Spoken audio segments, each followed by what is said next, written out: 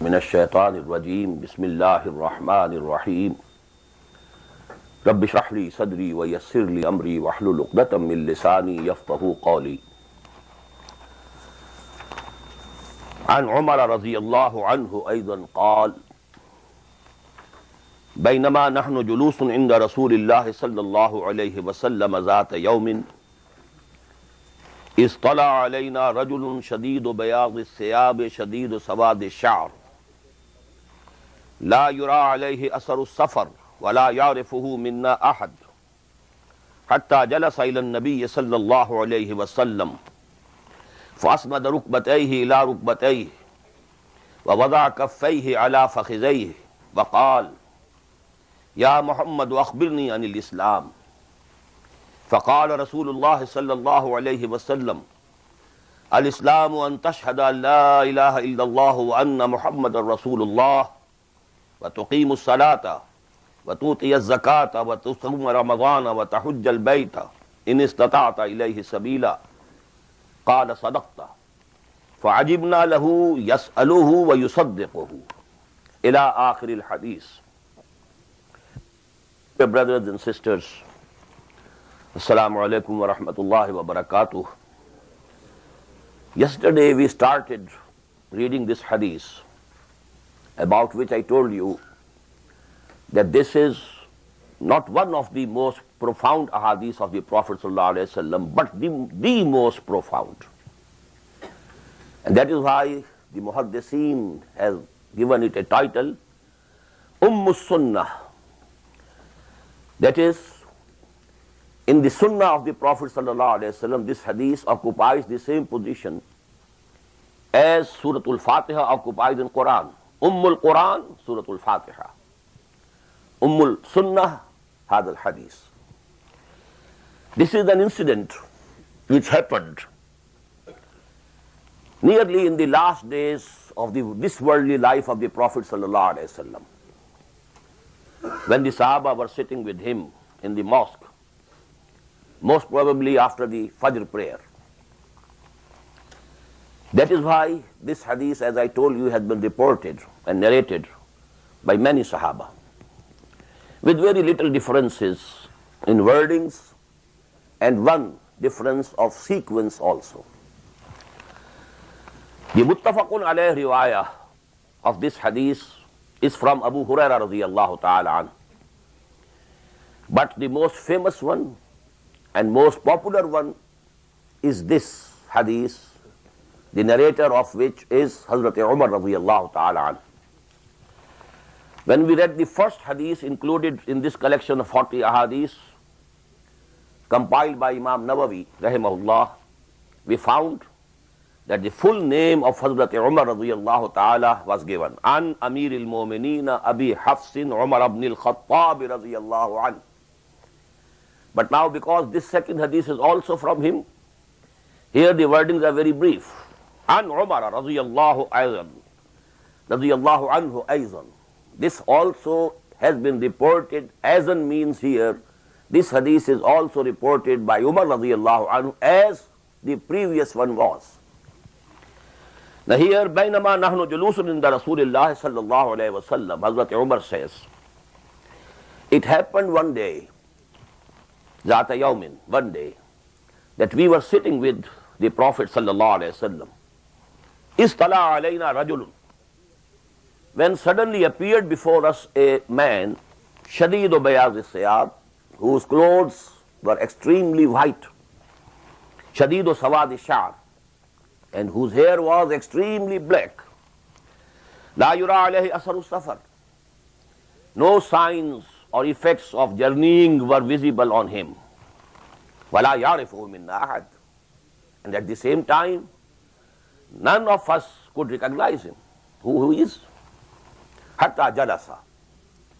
The second thing, which was very unusual, he proceeded straight till he reached Muhammad sallallahu alayhi wa sallam.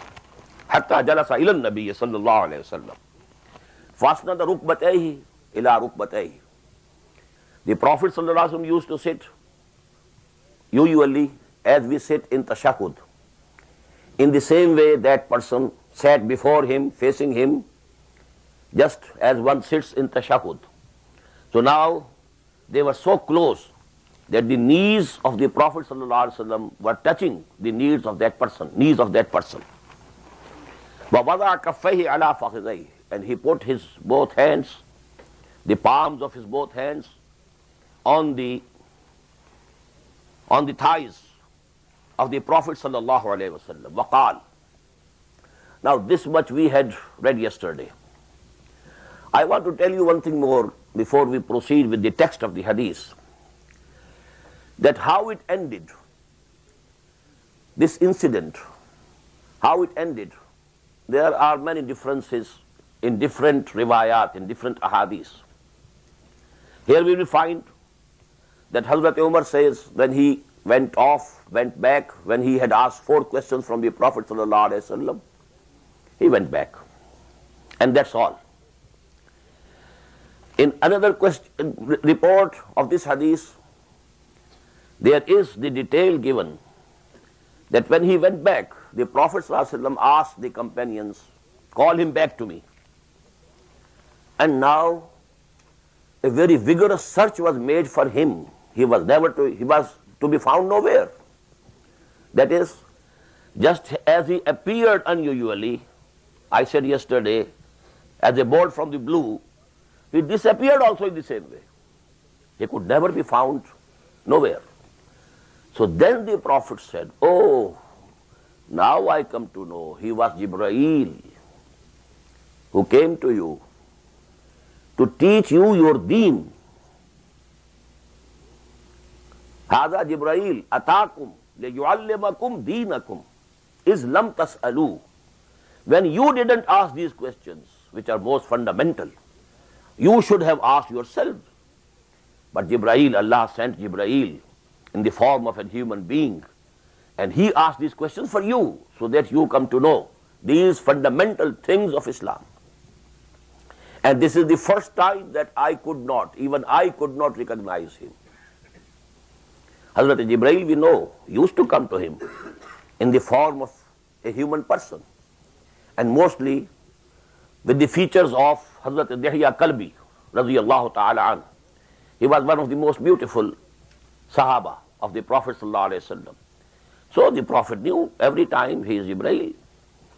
But you know, this time the Prophet said, even I could not recognize him. Only when people couldn't find him anywhere, the Prophet sallallahu alaihi wasallam realized that he was Jibreel who came to teach you your deen, when you didn't ask these questions. So this is how it happened. Now waqal. Now we proceed with the text. Waqal, he said, Ya Muhammad, O Muhammad sallallahu alaihi wasallam, akhbirni anil Islam. Tell me about Islam. What is Islam? How would you define Islam? Faqal, the Prophet sallallahu alaihi wasallam replied, Faqala Rasulullah sallallahu alaihi wasallam, Al-Islamu an tashhada an la ilaha illallah wa anna Muhammadan Rasulullah. Islam is that you testify that there is no God except Allah, and that Muhammad is his apostle, is his messenger, sallallahu alaihi wasallam. Wa tuqima salata, and you establish the prayers, the 5 obligatory prayers a day. Wa tu'tiya zakata, and you pay the obligatory charity, the zakah. Wa tasuma Ramadana, and you fast during the month of Ramadan. Wa tahujja al-bayta, and you visit and you perform the pilgrimage of the house, that is the house of Allah. In istata'ta ilayhi sabila, if you are able to do so, if you can afford to do that. Qala sadaqta. Now that questioner said, you told the truth, you are correct, you have given the right answer. Fa'ajibna lahu. Now again something very abnormal, or at least unusual. He is asking the question, and then he is saying, yes, you are correct. Now this attitude is adopted by a teacher with the student.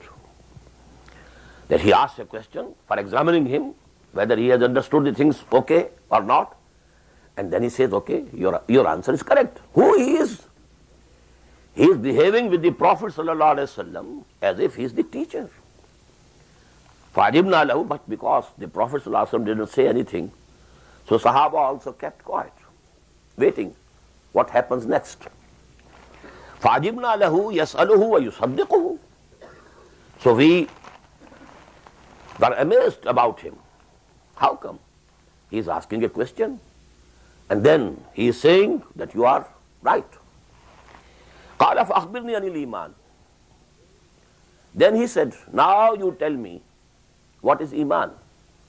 How would you define Iman?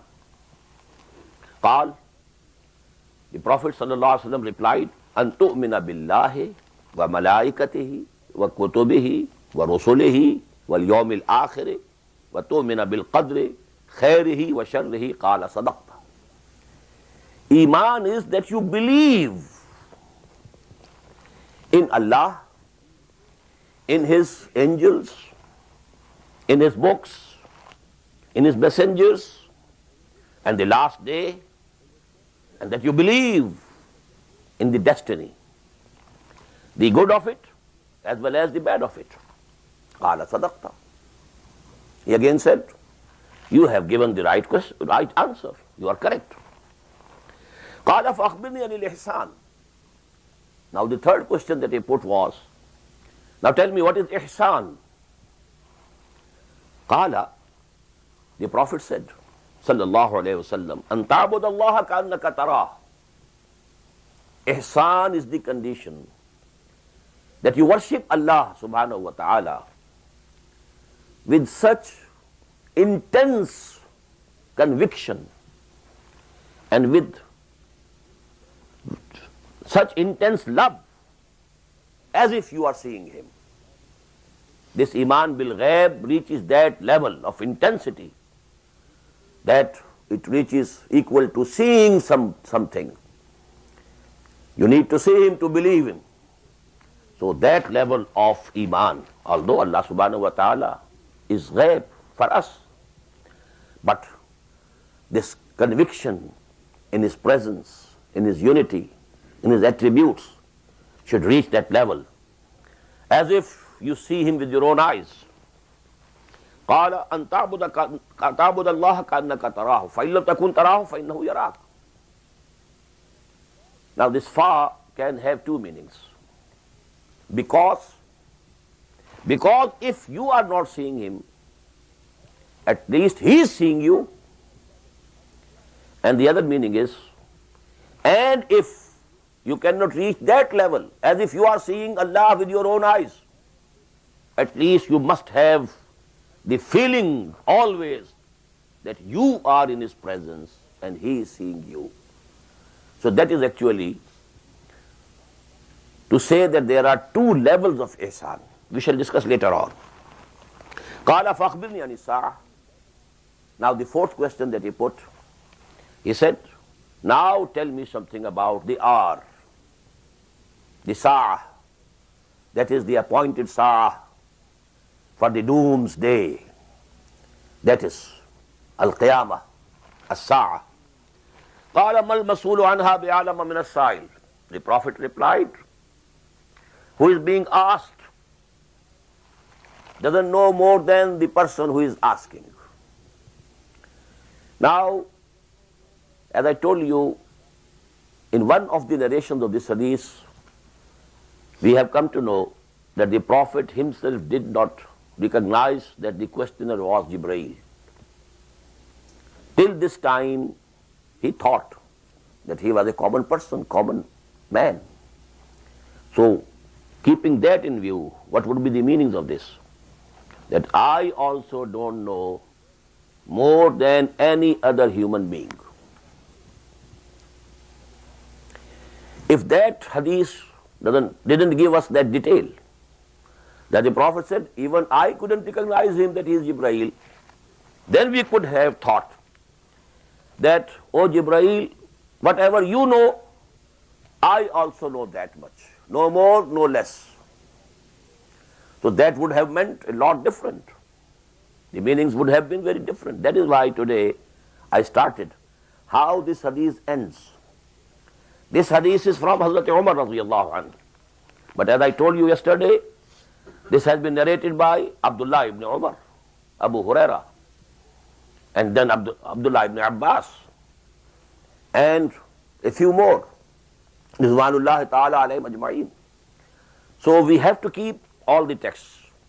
Unfortunately, I don't have it. I intended to bring my notes, but I forgot before starting my journey. But I have noted on my copy of this book that is there in Lahore with me, the different, narrations and what are the different wordings. But I believe that the detail was given over there, and that is to be taken to be true, and that is that the Prophet ﷺ didn't recognize him, that he was Jibreel. So now the meaning of this part would be mal mas'ulu anha bi'alama min as-sa'il, that the Prophet said that I don't know anything more than a common man knows. Qal. Now we put another question. You may call it a supplementary question. فَأَخْبِرْنِي أَنْ أَمْآرَاتِهَا. If you can't tell more about the Sa'ah, the appointed hour, then tell me some signs of it. Some signs of Qiyamah. Seeing them, people would be able to know that Qiyamah has come very near.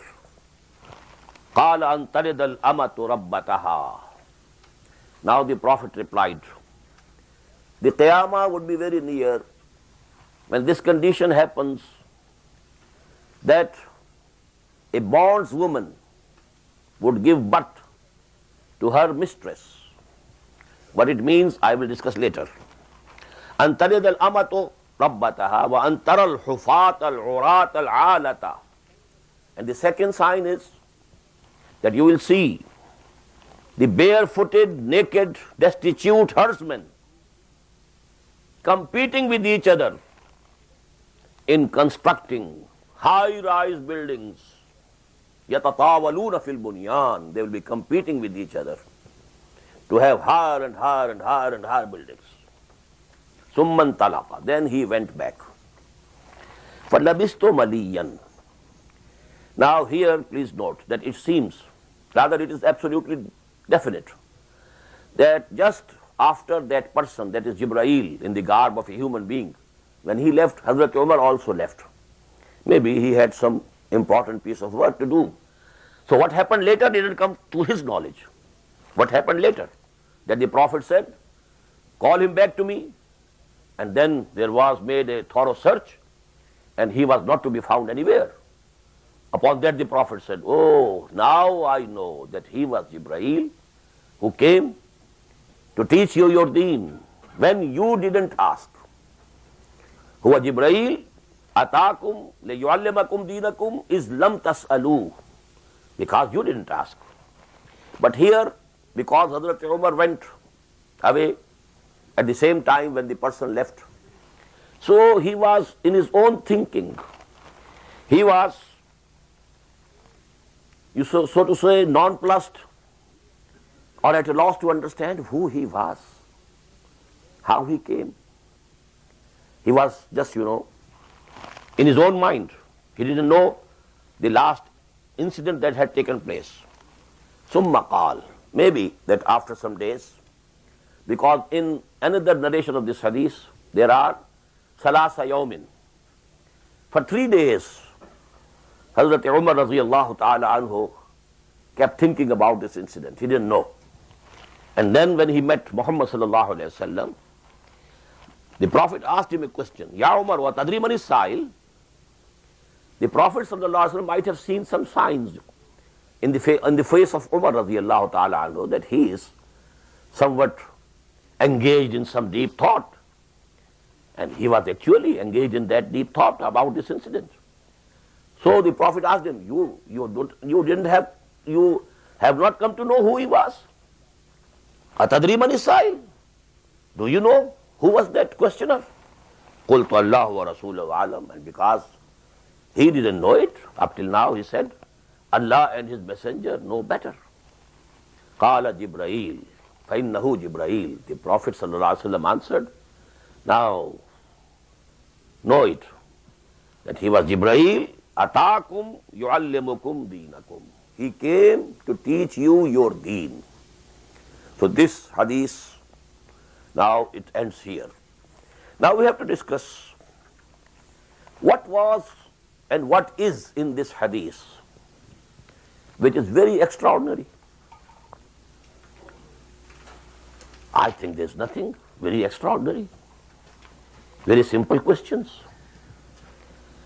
How can we think that the companions of the Prophet ﷺ, till the last days of the life of the Prophet, didn't know that Iman means this thing, Islam means this thing? Because the third hadith in this collection, and let me read it out also. عن أبي عبد الرحمن عبد الله بن عمر بن الخطاب رضي الله عنهما قال سمعت رسول الله صلى الله عليه وسلم يقول بني الإسلام على خمس شهادة أن لا إله إلا الله وأن محمد رسول الله وإقام الصلاة وإيتاء الزكاة وحج البيت وصوم رمضان رواه البخاري ومسلم رحمهما الله. This is متفق عليه hadith. Very famous, very famous. Mutawatir. Now this hadith is there. So actually, what is Islam and what is Iman? These things must have been very clear to the companions of the Prophet ﷺ, at least near the end of the life of the Prophet ﷺ. Now the question can be answered in this way, that the difference between Iman and Islam, it is something most important. Because we have in Quran also, and in many of the ahadith, that these two words are used synonymously. Islam and Iman. Iman and Islam. Mu'min and Muslim. They are nearly synonymous. And actually, in a normal person, both these words are applicable simultaneously. A person has real faith in his heart and he is acting as a Muslim or Mu'min should act. So he is a Muslim as well as a Mu'min. Now to such a person, if you call him a Mu'min, it's okay. If you call him a Muslim, it's okay again. Call the rose by any name, it will smell less sweet. But we find in Quran, you must have read Surah Al-Hujurat. There in Quran the two things are separated. قالت الأعراب آمنا قل لم تؤمنوا ولكن قولوا أسلمنا ولما يدخل الإيمان في قلوبكم. These Bedouins claim that we have come to believe, we have become Mu'mins. Tell them, O Prophet sallallahu alaihi wasallam, you have not at all come to believe. Don't be mistaken. All you may say is that you have become Muslims. And the real Iman has not as yet entered your hearts. Now here is a clear differentiation. Islam is something else, Iman is something else.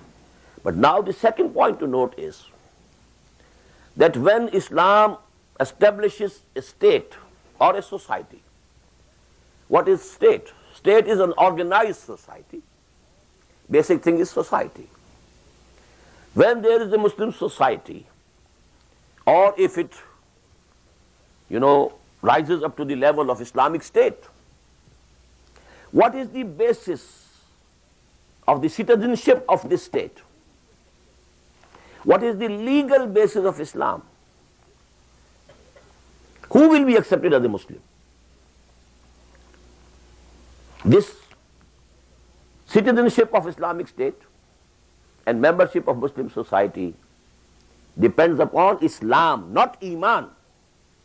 The differentiation is that you must clearly understand. These are the issues that were discussed by Imam Abu Hanifa, Al-Imam Al-Azam, no doubt, in his book He wrote only one book, Fiqh al-Akbar, Al-Fiqh al-Akbar. This tafaqquh, this understanding is most important. You know, you understand when a wuzu is terminated, this is also important. What are the requirements of wuzu? What are the farais? What are the mustahabbat or sunan of wudu? You must know. But these things are trivial. The first and fundamental thing is, who will be regarded as a Muslim? Because, for example, there is a definition in Hadith, Al-Muslimu man salim al-Muslimuna min yadihi wa lisanihi. Muslim is one from whose hands and tongue the Muslims are safe. Now this is another definition of Islam. What is Islam? Total submission. There's the Hadith, sallallahu alayhi wa sallam, the Prophet said, La yuminu ahadukum hatta akuna ahabba ilayhi min walidihi wa waladihi wa nasi ajma'in. None of you can be a mu'min unless I become dearer to him from his father, his son, and all the human beings, all men. Another Hadith, La yuminu ahadukum hatta yakuna hawahu tab'an lima ji'tu bih. None of you can be a real mu'min unless his desires and wishes, the demands of his id and libido, they surrender and submit to what I have brought. You cannot be a mu'min. Again, we have a hadith. A person is not a mu'min. The Prophet said thrice, Wallahi la yuminu, Wallahi la yuminu, Wallahi la yuminu. I swear by God, he is not a mu'min. I swear by God, he is not a mu'min. I swear by God, he is not a mu'min. The Sahaba would be trembling. About whom? Who is that unfortunate person about whom the Prophet is swearing by God thrice that he is not a mu'min? Qila man ya Rasulullah. He asked, who? About whom are you saying this? Qal. Now the Prophet replied, Allazi la ya'manu jaruhu bawa'iqahu. The one whose neighbor doesn't feel safe, is not in peace due to his mischiefs. Now there is no big sin, gunah-e-kabira, none of it. Just only a person is bad-mannered. That's all. And he is not a mu'min, not a mu'min, not a mu'min. If he is not a mu'min, then can we accept him as a Muslim? If he is not mu'min, is he not a kafir? About a person, the Prophet is saying thrice he is not a mu'min. So then, should we take it that he is a kafir, he is a non-Muslim? If he is kafir, he has become murtad. If he is murtad, he can be killed. And all his property will be confiscated. Now these things are of basic importance, legally, constitutionally. So a clear differentiation must be made. Islam is a legal status which is based on some things which can be seen, which can be verified, some acts which are visible. Number one, shahada. There is not iman. The word iman is not used. We don't know whether he really believes. But he is saying, Ashhadu an la ilaha illallah wa ashhadu anna Muhammadan Rasulullah. And he is establishing the prayer. He is paying the zakah. He is observing Ramadan. And if he can afford, he is performing the pilgrimage. He is a Muslim. There is only one exception. If he says something that is absolutely contrary to the teachings of the Quran, then later on he will be declared as kafir. But to begin with, we can't say that you are not a mu'min. Even to the extent that in a battle, Hazrat Usama ibn Zayd radiyallahu anhu, he had a man-to-man duel with a kafir. And when the kafir, the non-Muslim, the mushrik, he came to understand that now he has been overpowered. He can't face him. And he is going to kill him. Usama is not going to kill him. He said, Ashhadu an la ilaha illallah wa ashhadu anna Muhammadan Rasulullah. But Hazrat Usama ibn Zayd radiyallahu anhuma, he thought, as every one of us might have thought, must have thought, that this is only an excuse to save his life. The intention is not, the real intention is not pure. So he didn't, keep his hands back, and he killed him. But he had some doubt in his heart whether what I have done is correct or wrong. So he went to the Prophet ﷺ later on and said that this happened. The Prophet was angry with him. And he said that he only said this kalma to save his life. The Prophet replied angrily, Halla shaqaqta qalbahu. Why didn't you open his heart and see whether there is iman or not? That is, you couldn't do it. Whosoever professes, you have to accept him as a Muslim at that time. If later on it comes to your knowledge, that for example he says, okay, I believe in Muhammad, I believe in Allah, I never said that I believe in the hereafter. Something which is essential, which is essentially provided by Quran and Sunnah.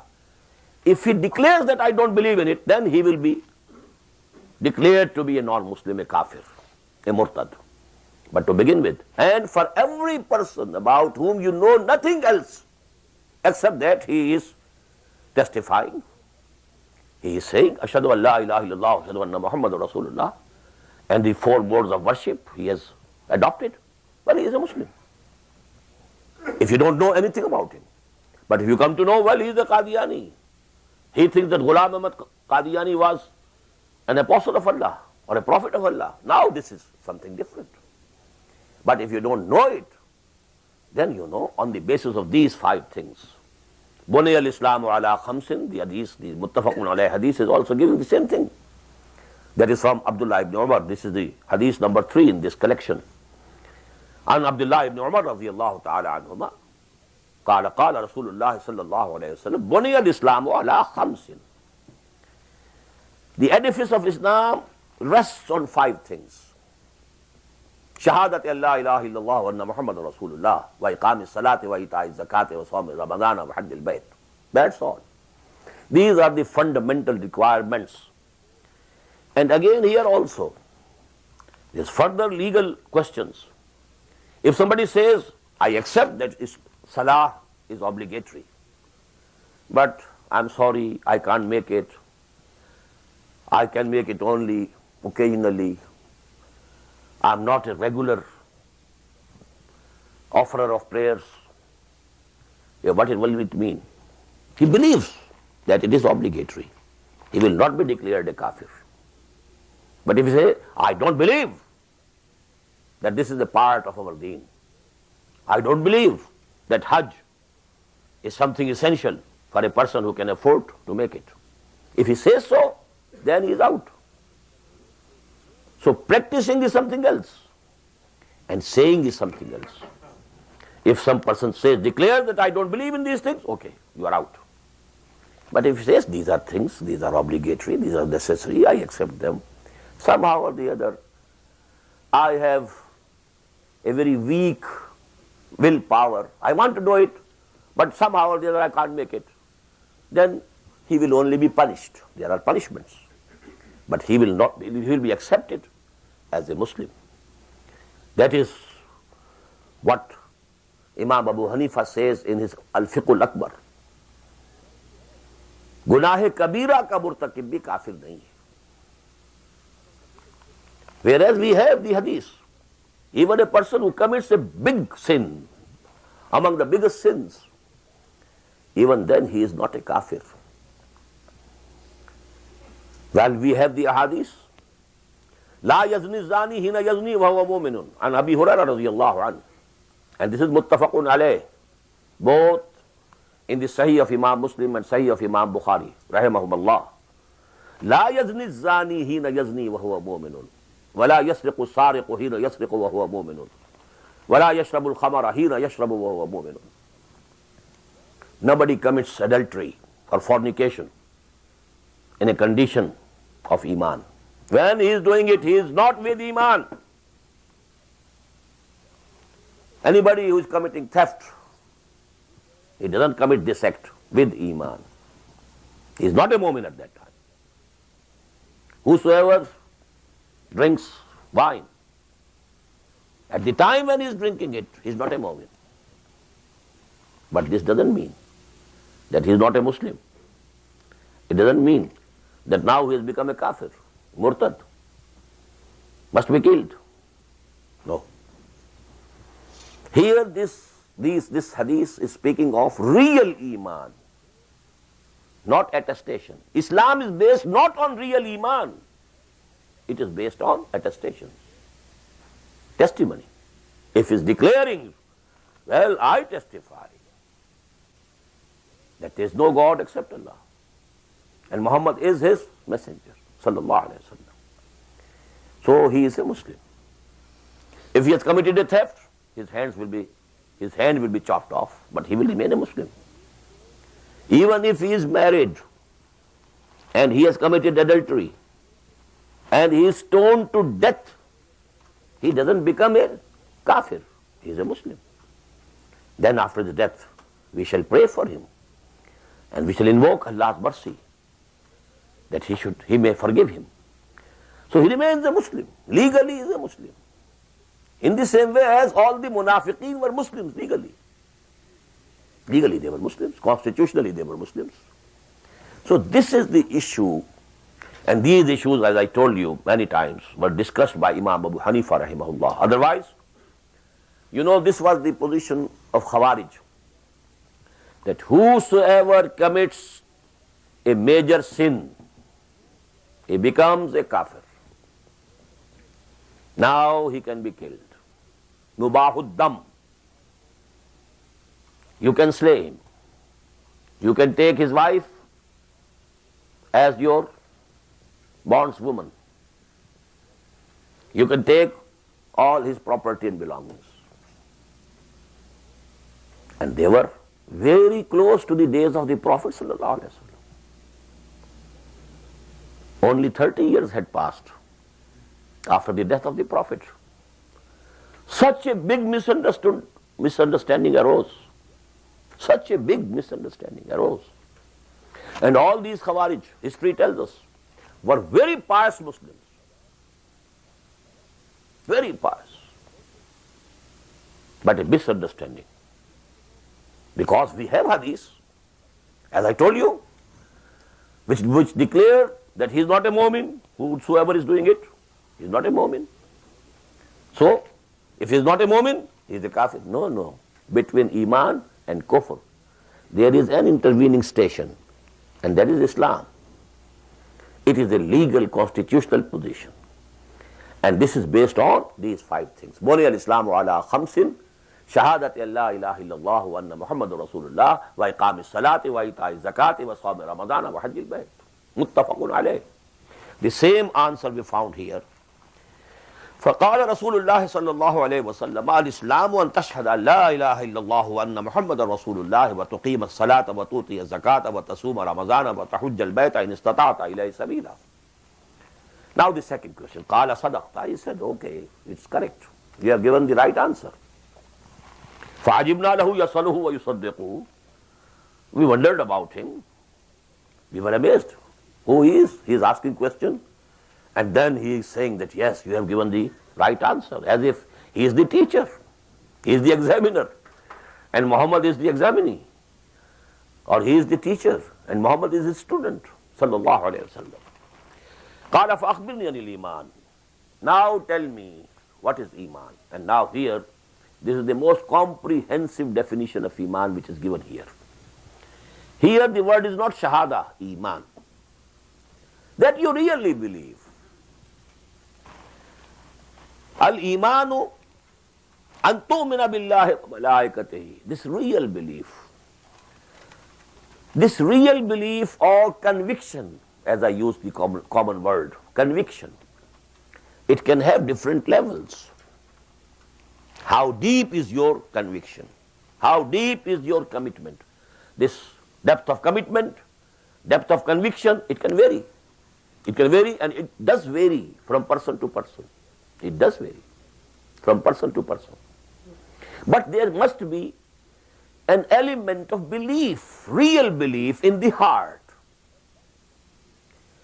Belief, real belief in Allah, His existence, His attributes. As we find, the definitions given in the very early books that were taught to the Muslim children in the very beginning. Ta'limul Islam by Mufti Kifayatullah, rahimahullah. Is this Iman al-Mufassal and Iman al-Mujmal. What is Iman al-Mujmal? Amantu billahi kama huwa bi asma'ihi wa sifatihi wa qabiltu jami'a ahkamihi iqrarun bil lisan wa tasdiqun bil qalb. Here no other article of faith is mentioned. Essentially, Iman means believing in Allah as is manifest, as He is manifest by His names and attributes. Amantu billahi kama huwa bi asma'ihi wa sifatihi and qabiltu jami'a ahkamihi, and I accepted all His commands. Iqrarun bil lisani wa tasdiqun bil qalb. I am testifying with my tongue, and I believe from the depths of my heart. But here, this is Iman al-Mufassal, al-Iman al-Mufassal. All the articles of faith, necessary articles of faith, have been mentioned here. Antumina billahi wa malaikatihi, and His angels, wa kutubihi, and His books, wa rusulihi, and His messengers, wal yawmil akhir, and the last day. وَتُؤْمِنَ بِالْقَدْرِ, and that you believe in the destiny. Qadr. Whatever happens, happens with the permission of Allah subhanahu wa ta'ala. And whatever happens, it was already in the knowledge of Allah subhanahu wa ta'ala. These two things have to be accepted. Whatever happens, whether it is pleasant for you, acceptable for you, tolerable for you, or it is very unfavorable, unacceptable to you, unpleasant to you, khairihi wa sharrihi. Whatever happens, whether good or bad, you take it to be bad, or you feel it is good for you. Anything which happens in this world, two dimensions must be kept in mind by a mu'min. It could not have happened without the permission of Allah. This is again a corollary, a necessary corollary of Tawheed. Huwa ala kulli shayin qadir. When He is qadir over everything, how can a thing happen without His permission? Bighairi iznihi, nothing can happen. Even a leaf of a tree cannot move without His permission. Izn is something else, and pleasure is something else. He might not be pleased by something, but it cannot happen without His sanction, His permission. And number two, because His knowledge is complete, He knows everything, of the past, of the future, of the present, everything. So, bikulli shayin alim. So nothing, what has happened today, it was to happen in future yesterday. For yesterday, today was future. Tomorrow is future for today. And Allah's knowledge, it covers the past, the present, and the future both. All of them. So this is pre-knowledge. Pre-knowledge. Allah knew that it will happen. He knew it already. These two things. But pre-knowledge doesn't necessarily mean predestination. Please note these words. Pre-knowledge doesn't necessarily mean predestination. predestination is that you are forced by Allah subhanahu wa ta'ala to do it. No, He has given you the choice. Imma shakiram wa imma kafura. You may pray, you may not pray. This choice has been given to you. And that is why, and that is how you are accountable. You are answerable for your actions. If it was all predestined, if you are forced to do it, there is no question of any accountability, any reward or any punishment. Everything goes off. But pre-knowledge is something else. He knew already that you will do it. This is something else. So only if you keep these two words and their connotations, different connotations in your mind, all the complications regarding qadr jabr, that jabr qadr, will vanish. Actually, two attributes of Allah subhanahu wa ta'ala. Huwa ala kulli shayin qadir, huwa bi kulli shayin alim. These two attributes. When He is controlling everything, then nothing can happen without His permission. Nothing good or nothing bad. And because His ilm is complete, His knowledge is complete, omnipotent, omniscient. So, whatever is happening, whatever will happen, it is already in His knowledge. But pre-knowledge does not necessarily mean predestination. That was essential, to explain over here. Qala sadaqta. He said, yes, you have given the correct answer. Qala fakhbirni anil ihsan. Now the third question. Ihsan. Now tell me about ihsan. What is ihsan? And this word, unfortunately, this basic word of Quran and Hadith and Sunnah has been removed from the minds of the Muslims, most of the Muslims, the great majority of Muslims. They know only one ihsan. Ihsan, means to do something good. To do something good to someone else. Al-ihsan. And in Urdu we use it only in this sense. Doing something good to someone else. Usne mujh par ye ihsan kiya. He has done this good thing to me. But in Arabic, ihsan means whatever you do, try to do it in the best of the ways. Try to achieve excellence. Kasbe kamal kun ke aziz-e jahan shabi. You should try excellence, to get excellence, to attain excellence. Excellence in Islam and excellence in Iman is ihsan. This is the highest level. And this needs the deepest Iman. These two things go together. If you are going to build a 3-storied building, you need the foundation of certain depth. If you have to build 10-storied building, now the foundation also will go further down. So, if you want to go from Islam to Iman and from Iman to Ihsan, this Iman in your heart should have penetrated the depths of your heart. That is Ihsan. In Ihsan, Iman reaches 2 levels of conditions, which we'll find now, which we'll read inshallah. But the external appearance of Ihsan would be that whatever you are doing for the sake of Allah, you are trying to do it in the best of the ways.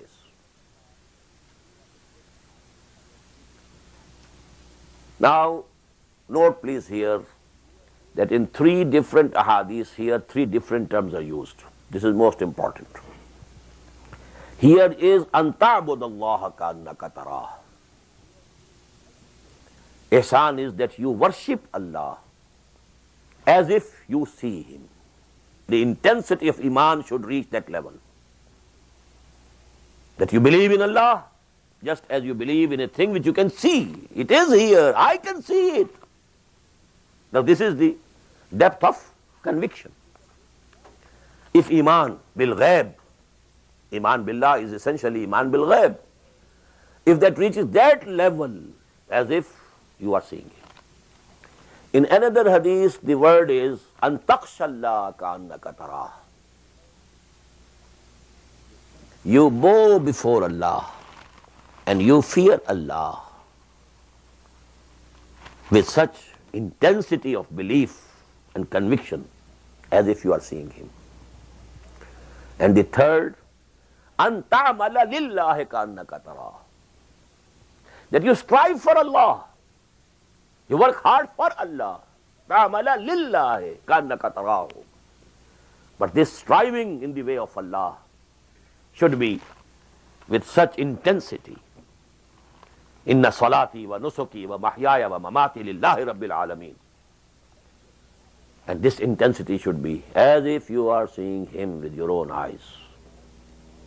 Now actually ta'budullah also means everything. But because during the times of our decay, this word ibadah, its connotation has become very limited. By ibadah we mean only salah and saum and hajj and so on and umrah. This is ibadah. That is why, this ihsan, according to some people, is related to only these things, only worshipping, the modes of worship. No. The relationship, personal relationship of a mu'min with Allah subhanahu wa ta'ala should become so strong that you should live for Him, die for Him. Ibadah means total obedience. You become a bondsman. You become a slave. Total obedience. This is ibadah. And ta'amala lillahi, when He says, strive in my cause, jahidu fi sabilillahi bi amwalikum wa anfusikum. Now this jihad, ta'amala lillahi, those words are very clear about this. That you work for Allah, you strive for Allah, you make jihad in the cause of Allah. And ta'amala lillahi ka'annaka tarahu fa illam takun tarahu fa innahu yarak. Now as I told you, this fa, fa illam takun tarahu fa innahu yarak, it can mean because. Because there can be a question, how can we see Allah? We can't see Allah. So how to understand? What would be that level of belief and conviction? How can we see it? Let me mention here, and this happened today also. A brother asked, Kaif asbahta? And I said in reply, Asbahtu mu'minan haqqan. This happened actually once, when after the Salatul Fajr, as I told you, the Prophet ﷺ used to sit down with the companions for a while, asking them questions or answering their questions. He usually asked from people if somebody has seen some vision, and then he would explain it. He asked a Sahabi, a companion of his, Kaif asbahta? Now this could be a routine type of question also, as we ask each other, how do you do? Kaif asbahta? In what way did you have this morning, this dawn, this new day dawned upon you? How did it dawn upon you? And he gave a very unusual reply, Asbahtu mu'minan haqqan ya Rasulallah. I had this morning dawned upon me in the condition that was a mu'min. I am a mu'min, a true mu'min. Now the Prophet said, لِكُلِّ شَيْءٍ صِفَةٌ فَمَا صِفَةُ إِيمَانِكَ. Everything has some properties, some attributes, by which you can recognize it. So what is the attribute? What's the condition of your iman? When you say, Asbahtu mu'minan haqqan ya Rasulallah. And he said, Ka'anni anzuru ila ahli al-jannah wa ka'anni anzuru ila ahli al-nar. It is as if I am seeing with my own eyes the people who are in Jannah, and I am seeing with my own eyes the people who are in the hellfire. So this ka'annaka, the same, ka'annaka tarahu, the answer was ka'anni anzuru ila ahli al-nar, ka'anni anzuru ila ahli al-jannah. So but فَإِن لَمْ تَكُنْ تَرَاهُ فَإِنَّهُ يَرَاكَ. Some people have explained it, that if you can't reach that level, At least if you keep in your mind, if you remember, if you always realize the thing that you are being seen and watched by Allah subhanahu wa ta'ala, this also will come under the title of ihsan. Although this is a lower level, but this is also a lower level of ihsan. The others have said, no, this falls because if you can't see him, he is seeing you. So this is actually the basis. And the definition of ihsan will remain the same. Kannaka tarahu. Because if you are not seeing him, he is seeing you. So that is actually a way how to believe and how to have that conviction and that depth of conviction that I am seeing Allah, that you always feel that Allah is seeing you. Qala sadaqta. Here again, the questioner said, you have given the correct answer. Now, because the next question will take some more time, I postpone it for tomorrow. But before that, let me explain what I said. Unfortunately, this word ihsan of Quran and Hadith has gone out of our vocabulary totally, because it has been replaced by a word of unknown origin. We don't know what's the origin of tasawwuf, how this word came in the world of Islam. There's no such word in Quran, there's no such word in Hadith. Some people say it is from Suf, tasawwuf, because the early Sufiya, they used to wear the dresses, the woolen dress, so that they shouldn't have more comfort. They should always have some trouble. So that is why they became to be called Sufi, and this became tasawwuf. But actually, and some say it is from Safa, it is impossible. From grammatical point of view, it is impossible.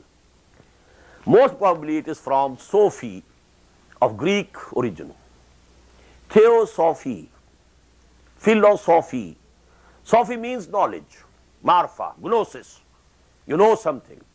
So people who were interested in scholastic discussions, they were theosophists, who were in philosophical and, so to say, the questions, regarding mantiq, logic. They came to be known as philosophers. This is philosophy. Thought based on logic. Thoughts based on religious things, theosophy. So that word perhaps entered the world of Islam, but the unfortunate thing is that it replaced the term of Quran and Hadith totally, and this word has become very much unfamous, unpopular with the Muslims all over the world. Subhanakallahumma wa bihamdika ashhadu an la ilaha illa anta subhanaka.